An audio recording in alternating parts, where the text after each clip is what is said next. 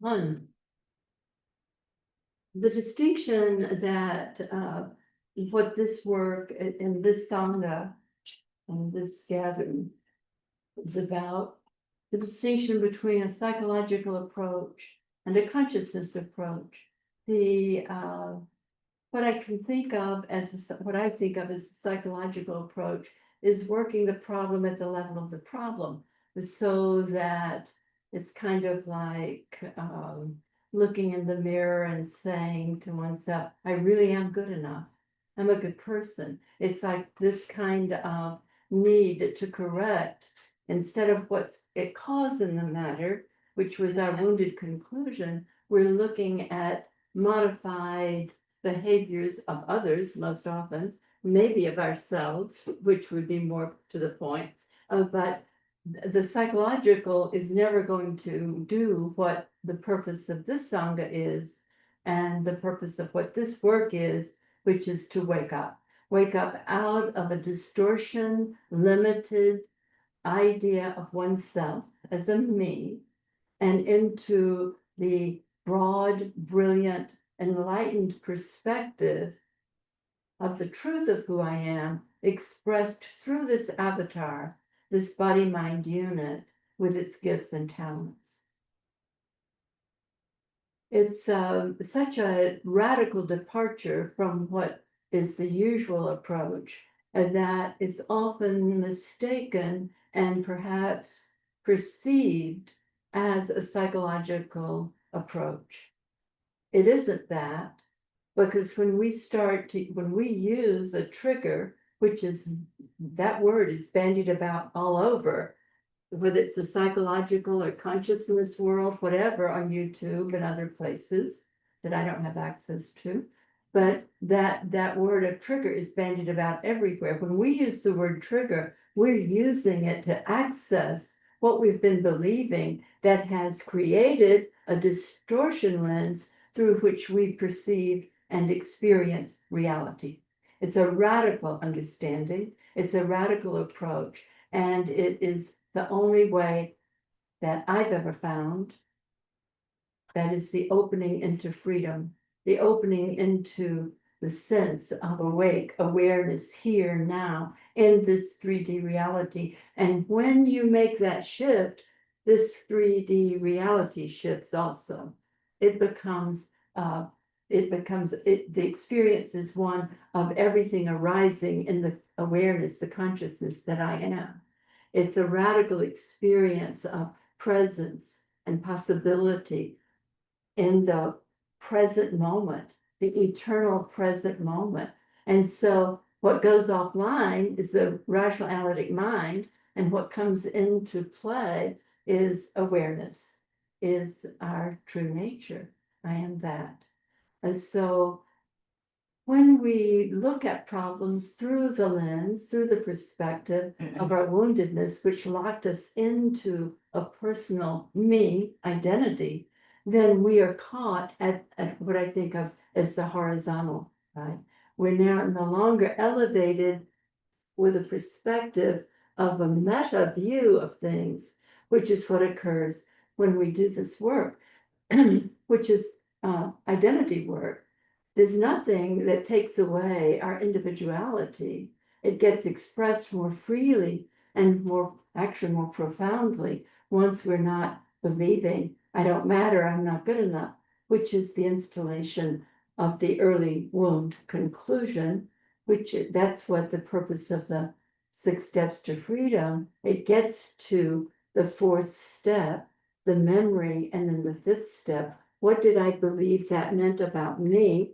That got installed, and it's the information in the distortion field where we then are perceiving a reality that reflects back to us what we have perceived through the distortion lens. Pretty both magical and crazy, I would say.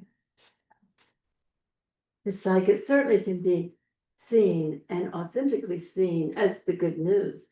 It's what the underpinning nature of reality that was referred to back in the 80s when everybody was saying you create your own reality. And our egos were saying, no way, I didn't create this shit. So we have the opportunity now to see the magic of the quantum field, the magic of a perceived reality, and the way that we connect and interact with it.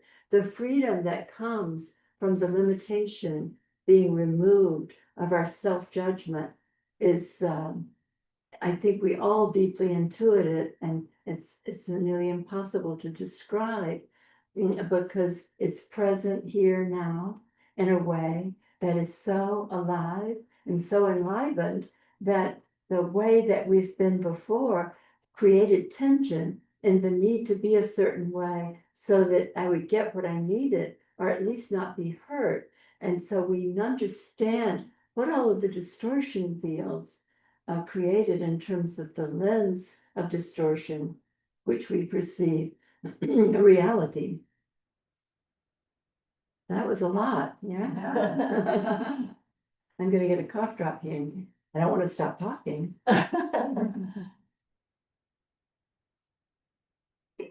So the way I started today, we're glad you're here, Denver. The way I started today was to point out the distinction between this work and psychology and the psychological approach to feeling better about myself, to to some degree representing myself, to some degree coming into a certain level of agency and sense of my value.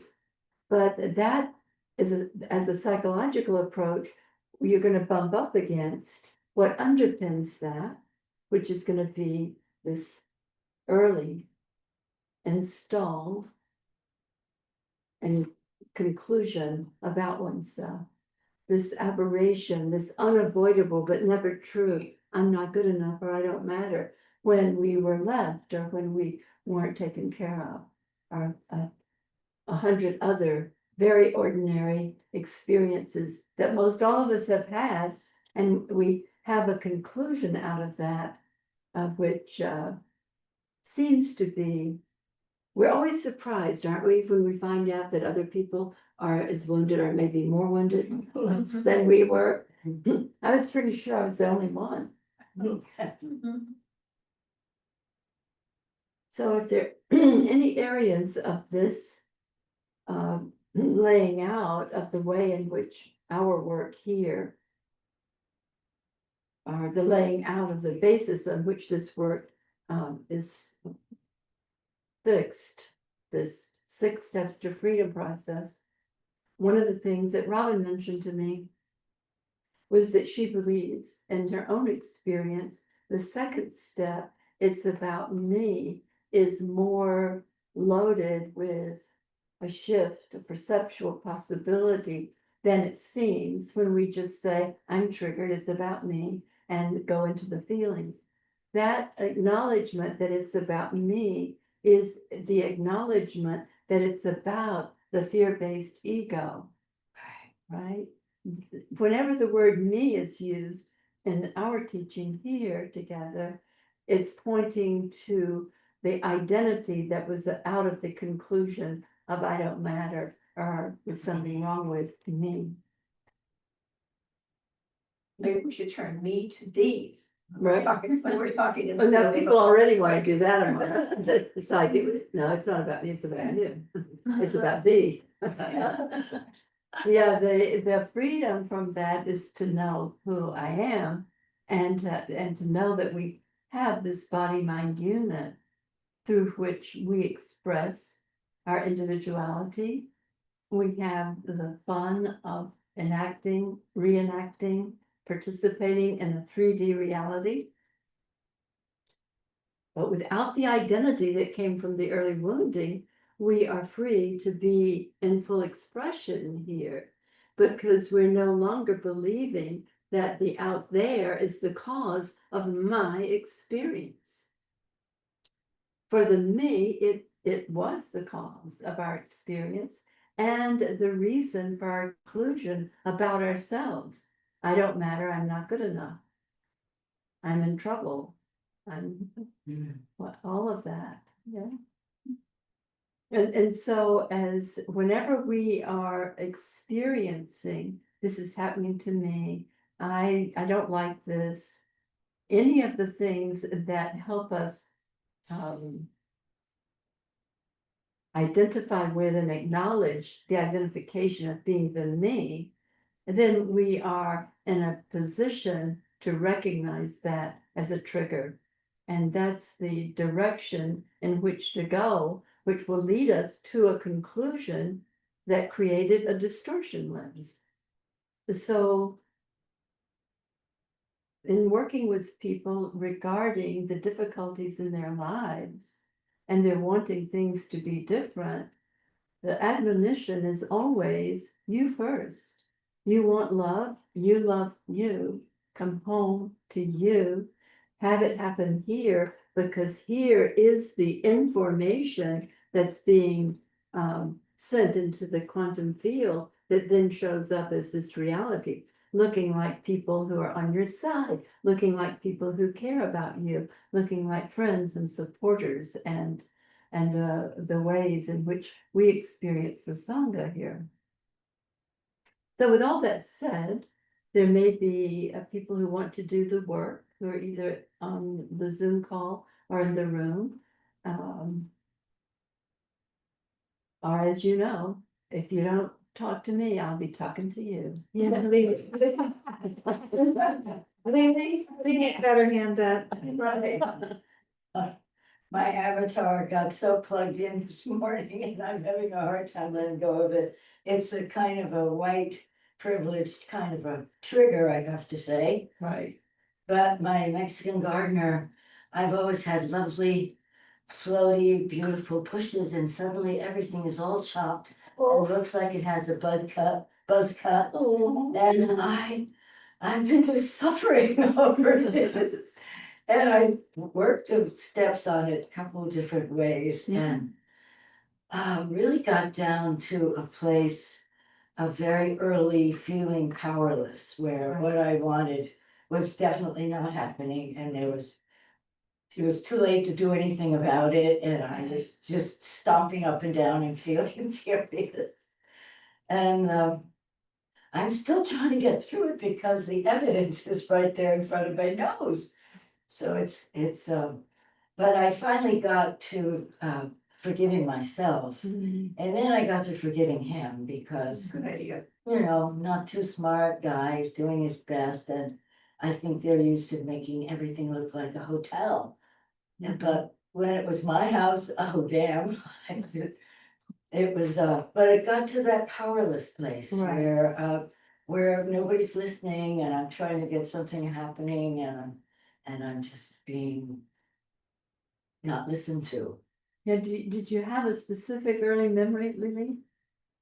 Did any memory arise? I did have a memory of being sent off to some cousin's Mhm. place, which was a wonderful event because it was a riding school and I got to, but I was there alone for the first time and I was totally uh, totally just being pulled along by the events and just there was no way for me to have an opinion really about anything. And so. Nevertheless, I mean, that was just one little part of it, cause it was scary, but I learned to ride horses and be on my own at that age, and I'm very grateful, but I'm still triggered about the effing bushes, so. That's right. Yeah, the effing bushes, the feeling of powerlessness probably came from that early experience that occurred to you when you were doing the 6 steps, Yeah. right? Yeah. Because no matter whatever else occurs that's wonderful and good, like you learned to ride horses, you had an experience that impacted you with a conclusion about yourself, Yeah, right? And nothing ever mitigates that after it's installed. yeah, And how old were you? 10 or 11, yeah. And so there may very well have been prior events in the experience of being powerless. Yeah, Because one of the, I think of it as a cosmic joke about this human incarnation is that we freaking well are powerless when we land, right? We're totally dependent on somebody feeding us, somebody taking care of us. And then the feeling as we get a little older, I'm a little more conscious. It's like everything is being decided out there and Yeah. everybody else is deciding, but except me. Yeah, Yeah, so the belief in that, we understand it and it has many ramifications and iterations, I should say. yeah, So if you can see that and see that that was never true. yeah. Right. And it's like we're shining the light of awareness on Yes. that. I forgive myself for ever having believed that I'm powerless. I forgive myself for ever having believed that I am powerless. I know who I am. I know who I am. I am the awake awareness in which realities arise. I am the awake awareness and reality arises in me. Thank you. And I don't like men with buzz cuts nor hedges, right? So there.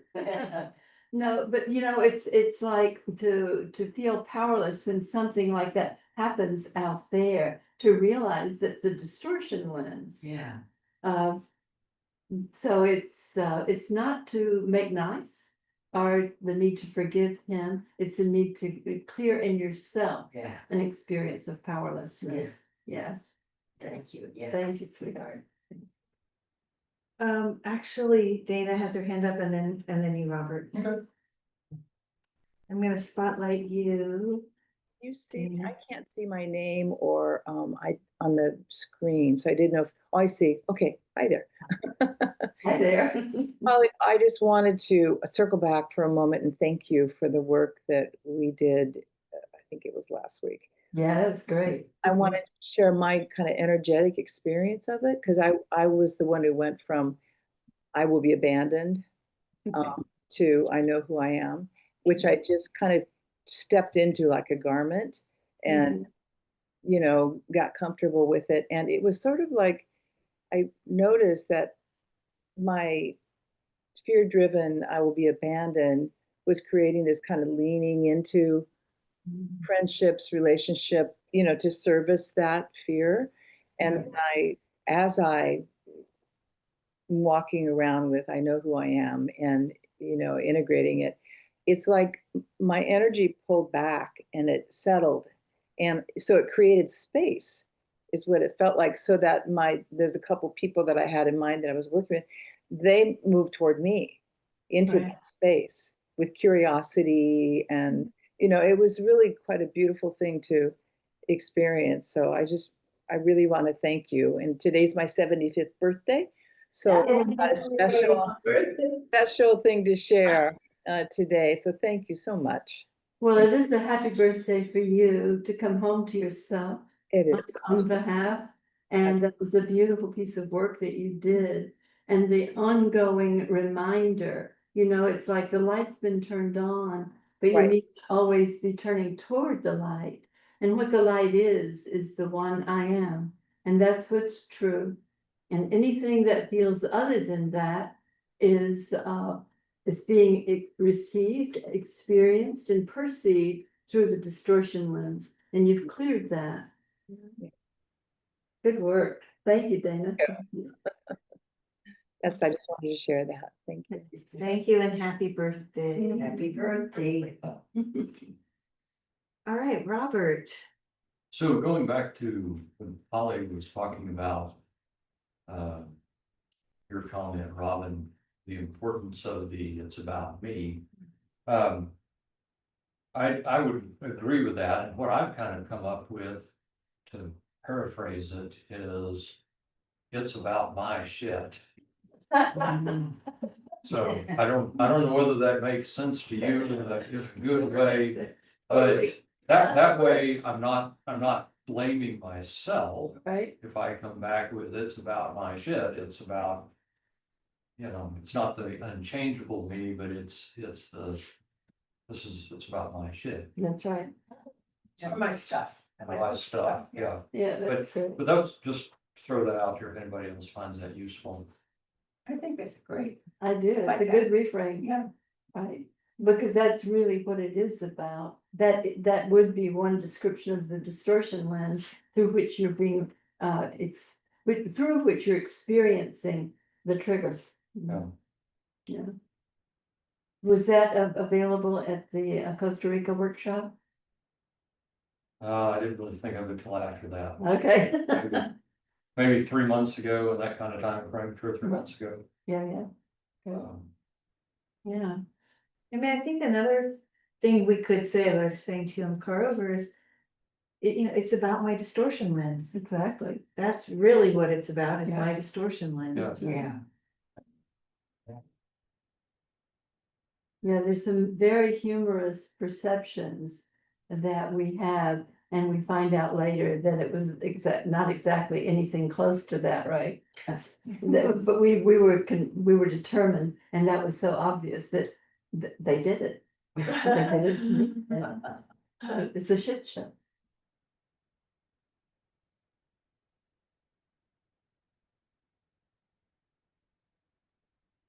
Anyone else on Zoom or in the room?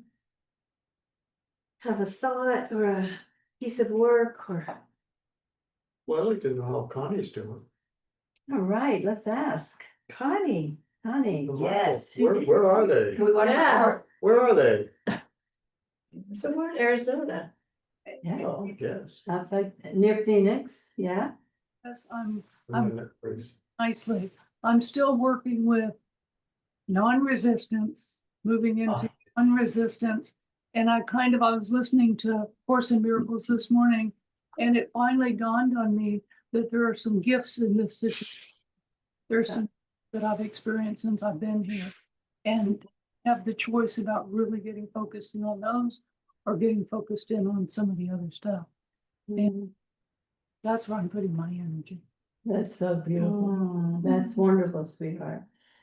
Yeah, to be in that spaciousness where there is, if you can give up the resistance, it's very tough to give up resistance to physical pain. But that is often for all of us a possibility at any point in time. But as that softens and spreads, and then the giving up of resistance just opens us into the field of allowing, and that is for sure high frequency healing space, and we're all doing that for you. Yes, for sure. Yes. Sending so much love, Connie. So. Yes, love to you, Connie, and Yay. Michael.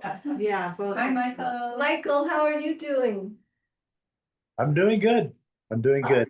Oh, good. Wow, We've decided that it's so interesting because Connie's, because of the surgery, her voice is not as strong as it was because of moving the vocal cords or whatever.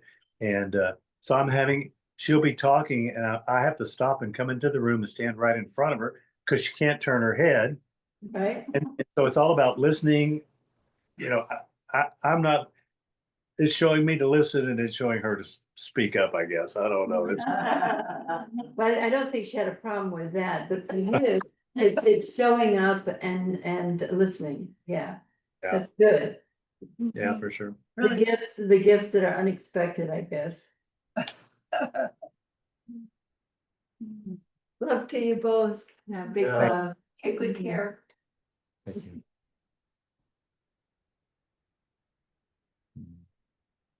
I just want to make sure in this little pause that everybody got the email and that you saw that there's a link to the podcast that Polly did with Michael. Oh, Oh, Is it in that, the Wednesday email? yeah, the Wednesday Okay. email, and there's a note about Polly's birthday party. Oh, And wow, it's all about Polly. it's all about Polly. Oh, So, yeah, it's good to know. I didn't see, I thought I read the whole thing, but I missed the part about the podcast with Michael. Michael who? I think it's Matusek. Matusek, Is yeah, that it? yeah, Matusek, yeah. Something like that. It's in there, it's in there. There's about 4 things. The party, canceling next week, and then Michael, that's the order. They're in red, the new things are all in red Thank you. and have little flowers by them.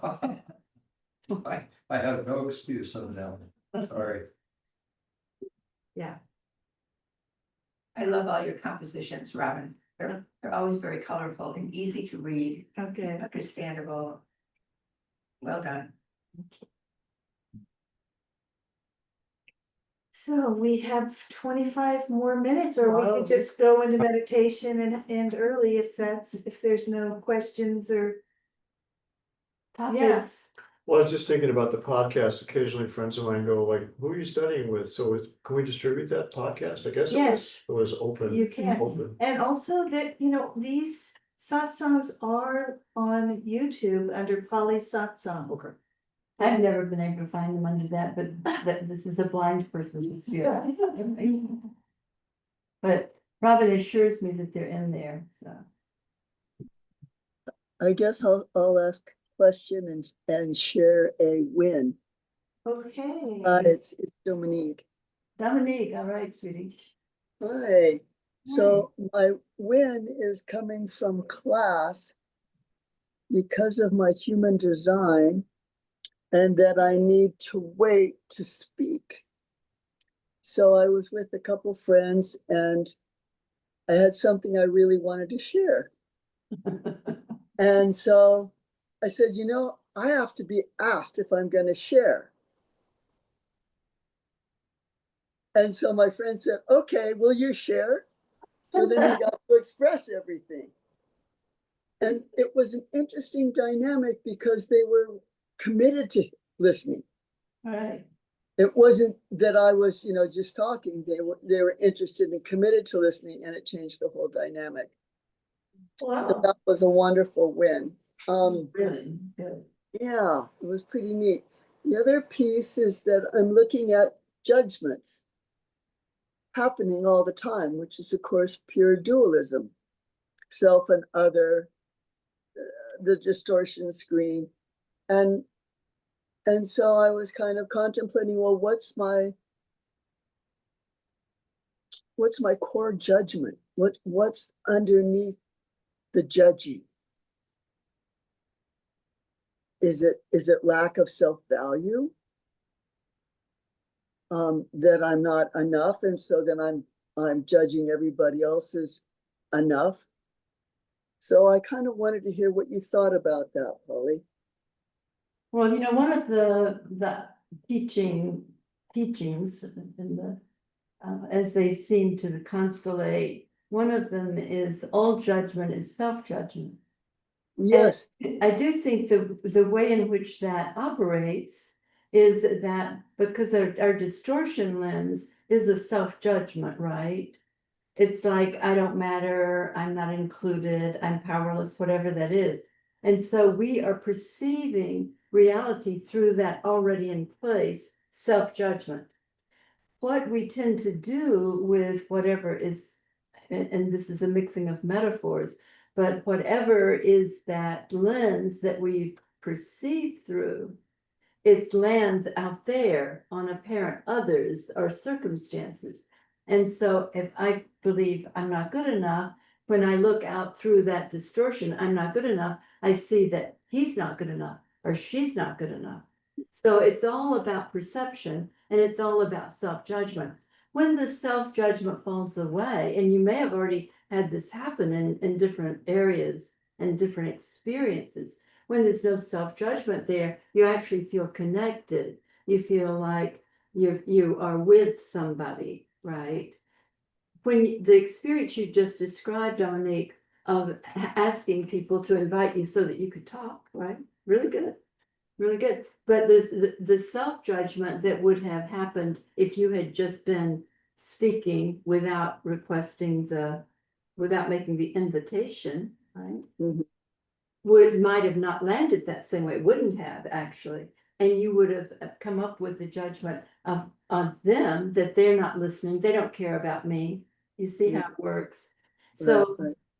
so when we clear the lens of perception, which is the distortion in that lens is the self-judgment that came from our early wounding, then we see the world as it is.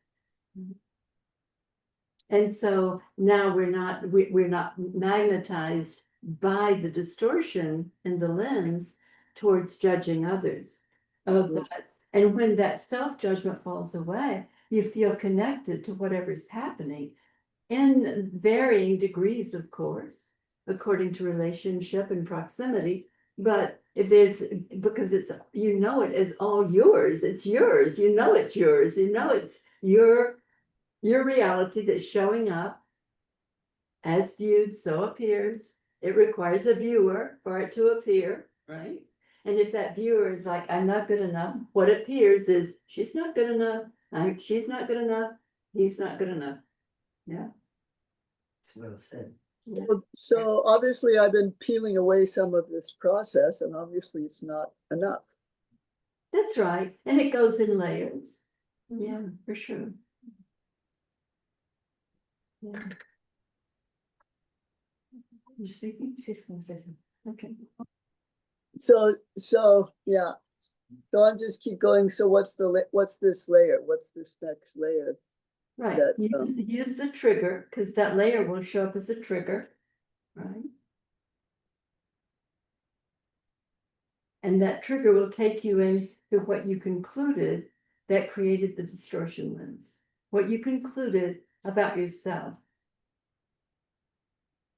So right now I'm not coming up with a trigger Mhm. specifically, but the last person who had neck surgery, one of the reasons I'm not there right now is because my neck is really not comfortable. So this accepting, allowing of the pain. Right.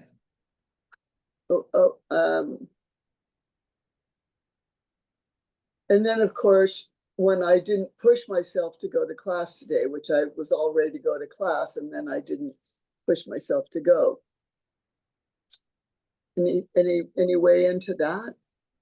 Well, the triggers, we can consider the pain to be the trigger, right?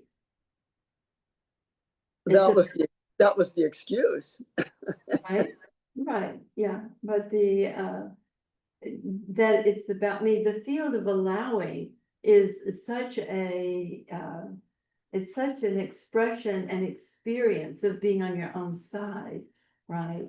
And out of that, you will not be oppositional or resisting situations or others. That's helpful. Good, The oppositional. yeah. Thank Yeah, you. the minute that we think we're up against something, that should be a trigger. It's gonna lead us to a wound. And it will, and when it clears, it's not that the issue necessarily may clear, but our being magnetized into it will clear. And we'll see it objective, we'll see it clearly, and we'll say, there's nothing to do, or there's this to do. That's also really helpful. I think I need to write some of these things down. So the oppositional trigger.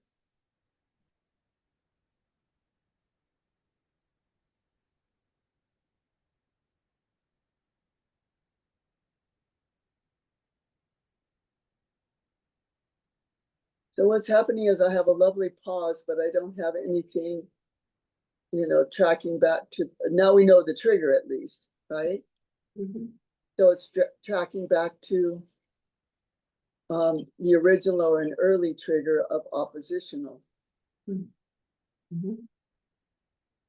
Right, the resistance is always on behalf of a wounded conclusion.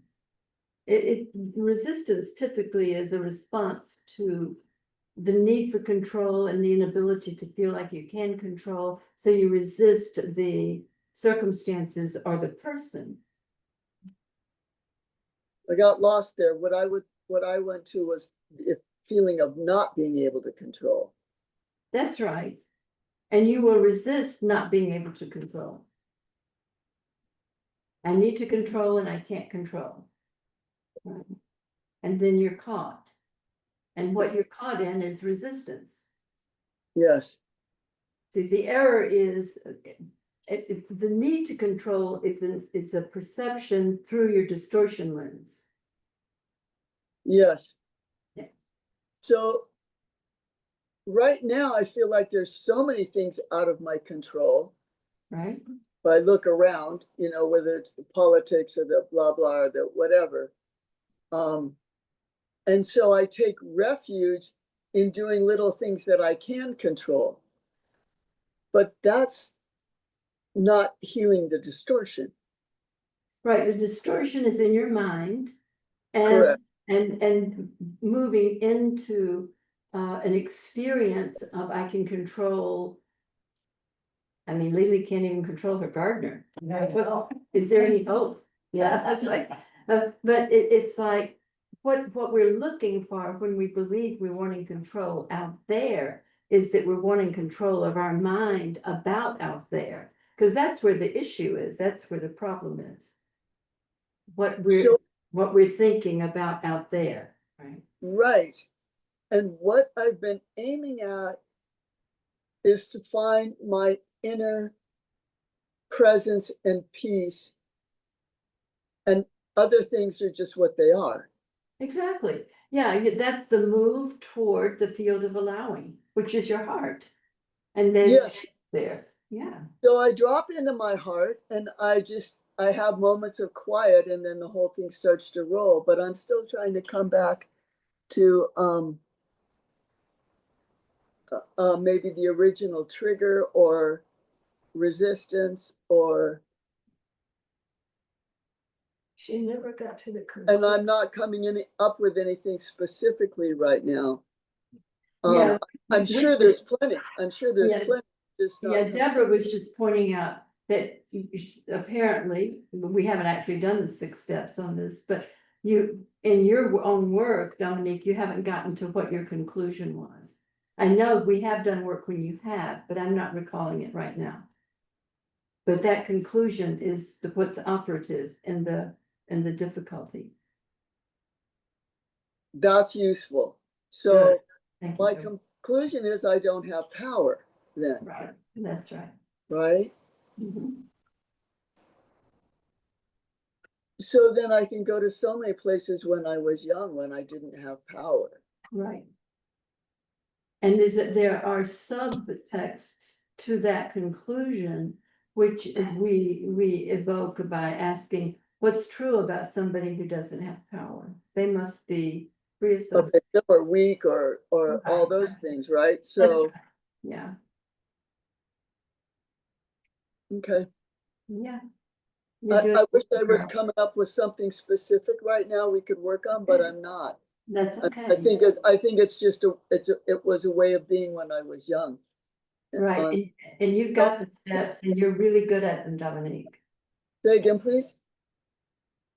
She said, "Sick." I said, you've got the 6 steps. Yes. You've got those and you're really good at them. Thank you. So I'll just keep clearing. Right. Yeah. But We act this was like very this is a helpful because I was one-shot. kind of No, we act like this is a one-shot deal. We've been doing this for more than 100 lifetimes. Yeah. It's like it's waking up. We're getting to do it now at this incarnation right now. But we need to be kind to ourselves about what this is monumental in terms of collective consciousness. Yeah. Yeah. beautiful. Thank you. Thank Thank you. you. Thank you. Thank you. Thank you. Thank you, Deborah. Thank you, everybody who contributed in the field. Good luck, Dominique. Colleen has her hand up, but before you speak, Colleen, I just want to say one thing, which is that Dominique, you spoke to the throat center in the human design, and then what we realized on Friday was how much of our wounding comes from our throat center, from not being heard, being shamed for what we say. So there's just, it's a golden treasure chest for all of us, our throats and the voice and being heard. So I just wanted to name that. Yeah. And Colleen, where did you go? Oh, yeah, there. Okay, let me spotlight you. There you go. Where is she? Right there, pink, pretty in pink. Hi, sweetheart. Polly. Hi. For some reason, Robin, I can't see Polly now. You're both spotlighted. Are you on an iPad? I'm on my phone. Oh, you have to just swipe one way and you'll see both of you. Swipe it. Nope. Try Didn't the other work. way. Try swiping the other way. Is it Uh, open? Okay, anyways, that's all right. I'll just do this. Um, hi, Polly. Hi, sweetie. So I did a Zoom thing yesterday with this woman. It was a group thing.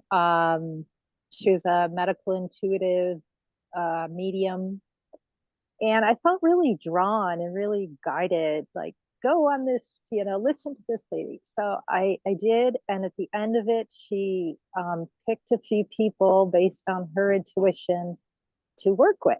And there was like 90 people on the call or the meeting, and I was one of the people that got picked. Mm. And um she my mom came through, and she started like telling me all these things that were wrong with me, and that one of them I'm kind of aware of, like a blood pressure problem, but all of a sudden I've got major problems. and and I can feel how there is a perspective where I could go, oh, well, that's interesting. Maybe I should go get some lab work done, or just to check it out. Like it, whatever, not a big deal.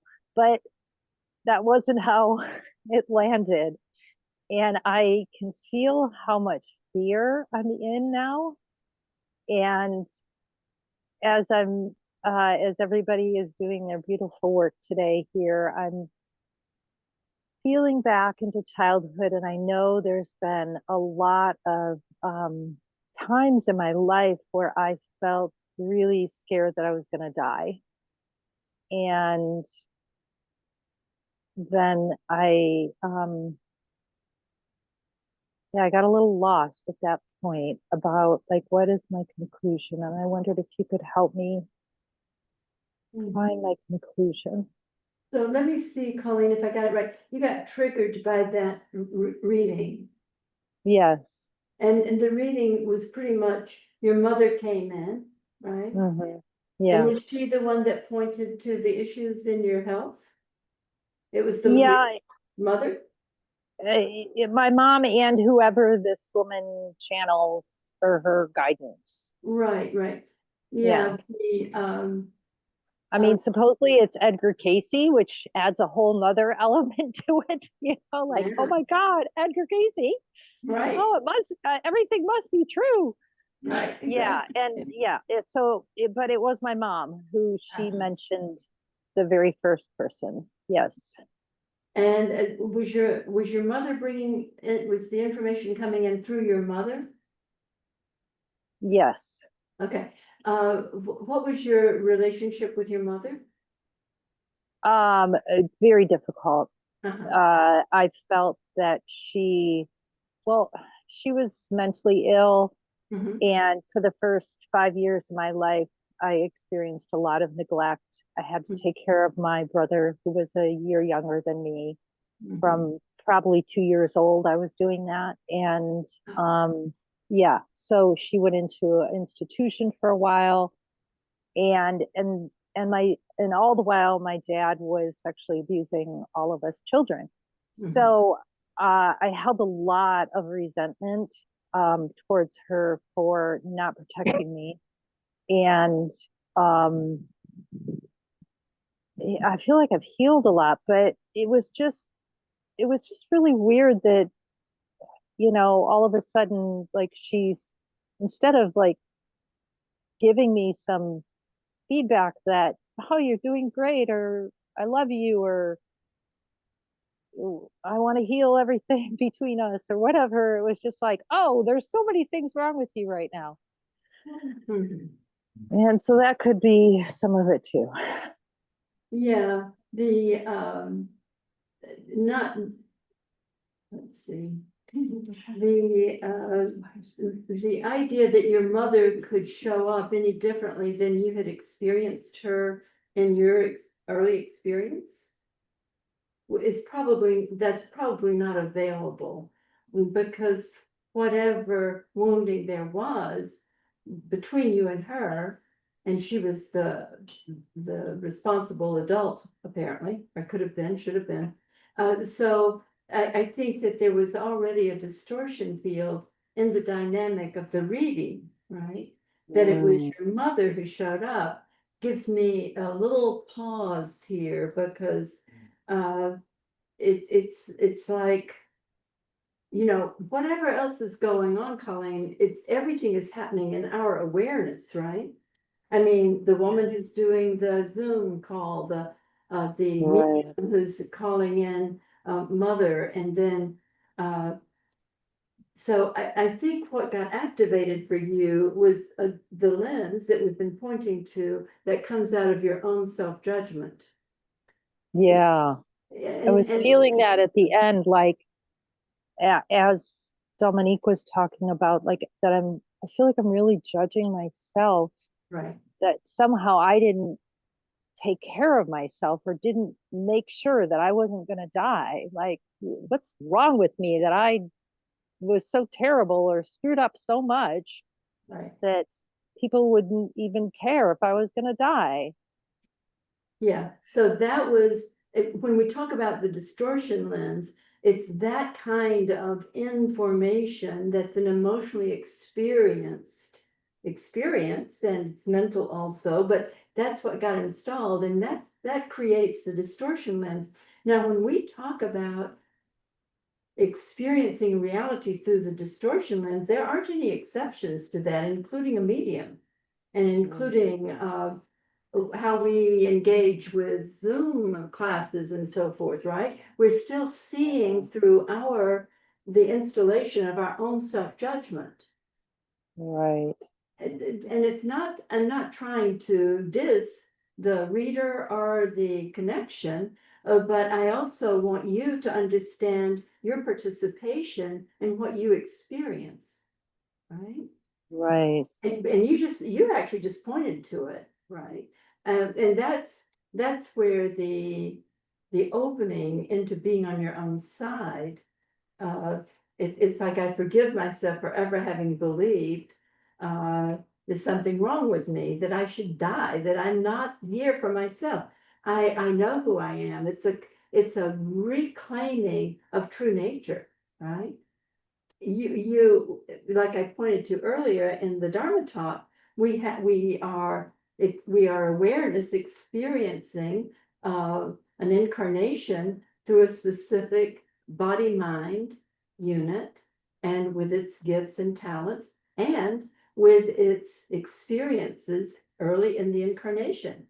Uh, we don't want to call it a cosmic joke, but sometimes it seems that way because it's like, what, really, this, you know? But now it's for you to come home to yourself, and you can use this incident with this reading, and you're hearing and experiencing all of this through the lens of your own wounding. Right. And so that if you're aware of that, you don't have to participate in that way. You can make a choice, like, what do I want to experience? I can give that to myself, right? Yeah. Yeah. And it feels like really, I don't know, like radical forgiveness of Yeah. of all of that, of all the conclusions that I've made. That's Just right. really, yeah, that's just how it feels right now. It's Feels really just true. That's beautiful, sweetheart. It's really true. It's like you as awake awareness are putting your arms around that little Colleen, that little girl who was, everything was piled on, and she had no sense of her own value, her own worth. But you've got her now. You as awareness have her now. That whatever that represents to you, the good mother, the one that it's this little child that enlivens you, that enters the kingdom of heaven. That's the one that's freed of that initial distortion conclusion that was unavoidable then.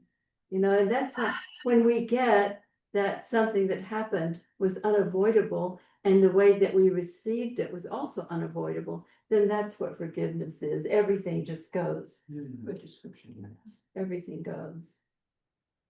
thank you. Bless your heart, sweetie. Yeah, It's not always funny. going to be picked to be one of six. Yeah, I know, right? Right. And it's funny how when I get caught in that, like how far away I feel from my true nature. So thank you for helping me take a few steps back towards that right Yes. now. Yeah. Yeah, okay, Light thank you. shining. Yes. Thanks, Chloe. Thanks, sweetie. Thank you, Colleen. That was very powerful. All right, we're at the bottom of the hour. Time to take a pause. We're going to ask people in the room to keep silence, not come up and hug Polly and yeah, you hug her afterwards.